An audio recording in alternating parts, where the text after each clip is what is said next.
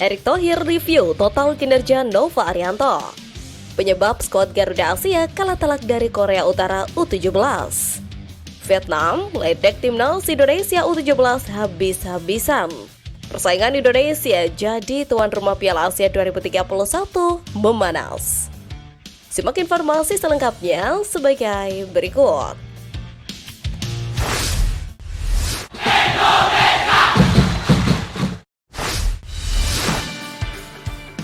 Persaingan Indonesia jadi tuan rumah Piala Asia 2031 memanas.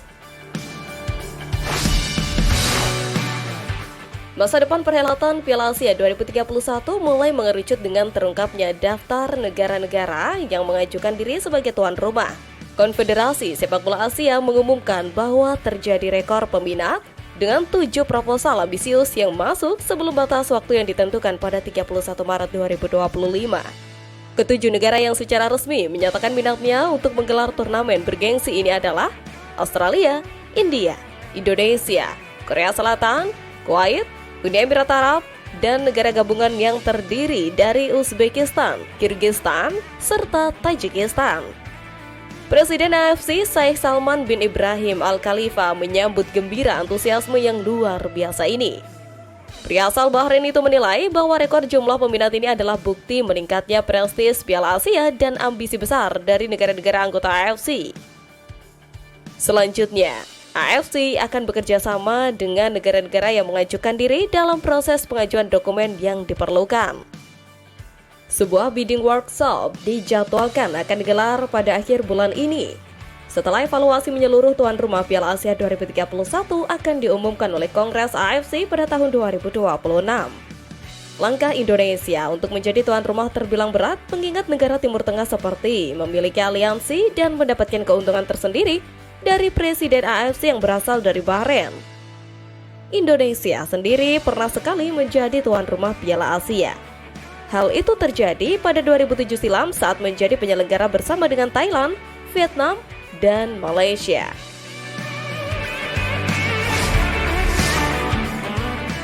Vietnam ledek timnas Indonesia U17 habis-habisan.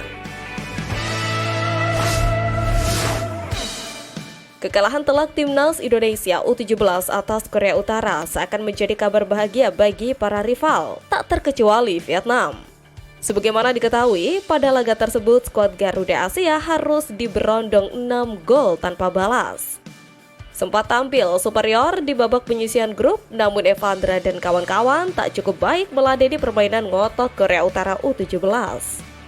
Sontak, kekalahan itu membuat media Vietnam Soha.vn langsung berisik hingga menyindir nasib skuad asuhan Nova Arianto yang akan tampil di Piala Dunia U17 2025. Kekalahan dari Korea Utara U17 tidak hanya mengakhiri perjalanan timnas Indonesia U17 di Piala Asia U17 2025, tapi juga pertanda masa depan yang sulit bagi mereka saat mengarungi Piala Dunia U17. Tulis judul dalam artikel yang dibuat Soha.vn kelar laga timnas Indonesia U17 versus Korea Utara U17. Di Piala Dunia U17 2025, timnas Indonesia U17 akan ditempatkan di pot bawah. Sebab Indonesia hanya tampil satu kali di 5 edisi terkini di Piala Dunia U17. Itu pun terhenti di fase grup. Karena itu, ada potensi timnas Indonesia U17 menghadapi negara-negara top di Piala Dunia U17 2025. Beberapa negara kuat yang berpotensi masuk pot 1 drawing Piala Dunia U17 2025 yakni Brasil, Argentina, Prancis, Jerman, dan lain-lain. Namun bukan berarti peluang skuad Garuda Asia untuk bersaing sepenuhnya tertutup. Terlebih, Piala Dunia U17 2025 masih akan bergulir pada November mendatang. Artinya, Evandra dan kawan-kawan masih memiliki banyak waktu untuk mengevaluasi diri dan berkembang lebih baik.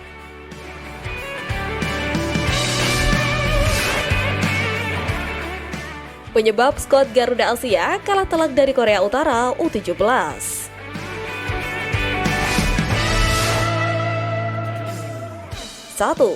Gol cepat.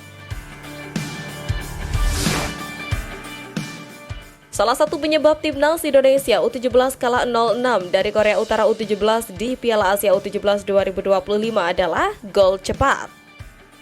Siapa sangka skuad asuhan Nova Arianto harus kebobolan gol cepat pada menit ke-7. Ialah Cho Sung-hoon yang membawa Korea Utara U17 buat keunggulan usai berhasil menyambut sepakan pojok dari Park Hwang-sung.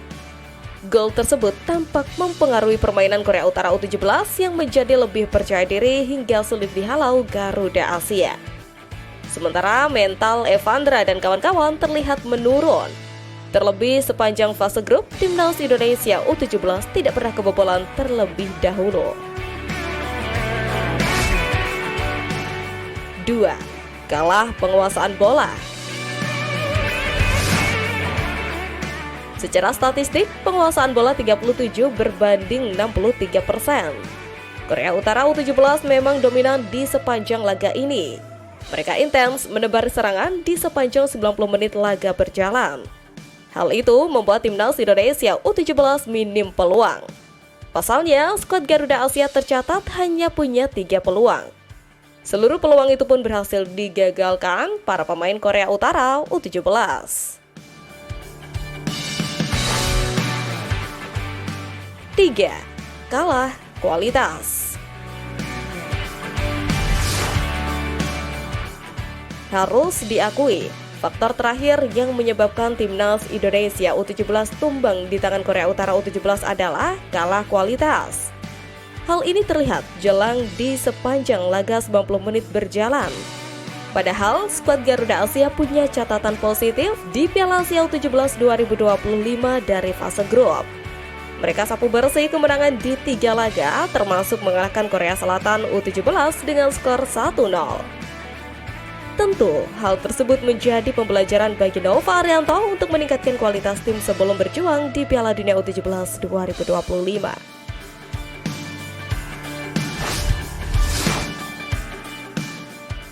Erick Thohir review total kinerja Nova Arianto.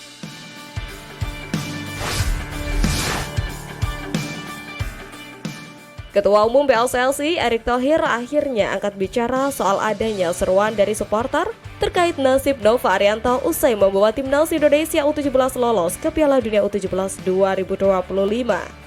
Seperti yang diketahui, skuad Garuda Asia dipastikan lolos ke babak perempat final Piala Asia U17 2025 sekaligus mengamankan 1 slot tiket lolos Piala Dunia U17 2025 usai tampil impresif di babak penyisihan grup.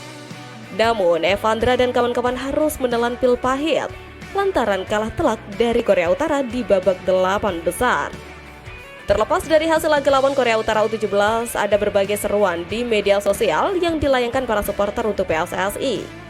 Salah satunya adalah permintaan agar PSSI jangan mengganti pelatih di tengah jalan selepas Nova Arianto berjaya bersama skuad Garuda Asia.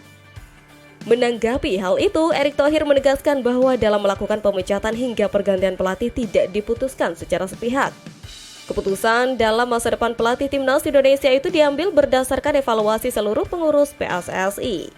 Fakta tersebut tentu mengundang kekhawatiran bagi pecinta sepak bola tanah air. Sebab sejauh ini blunder federasi dilakukan oleh Exco PSSI bukan Erick Thohir itu sendiri. Namun, kini Erick Thohir menyinggung bahwa keberhasilan dari Nova Arianto merupakan hasil binaan jangka panjang. Ketua PSSI itu tidak secara gamblang memastikan masa depan Nova Arianto sebagai pelatih timnas Indonesia U17 2025. Coach Nova juga hasil dari pembinaan jangka panjang, bukan 1-2 tahun. Dia sendiri punya inspirasi oleh bapaknya yang pelatih. Saya tidak mau sepak bola nasional ini dikotomi oleh satu individu termasuk saya.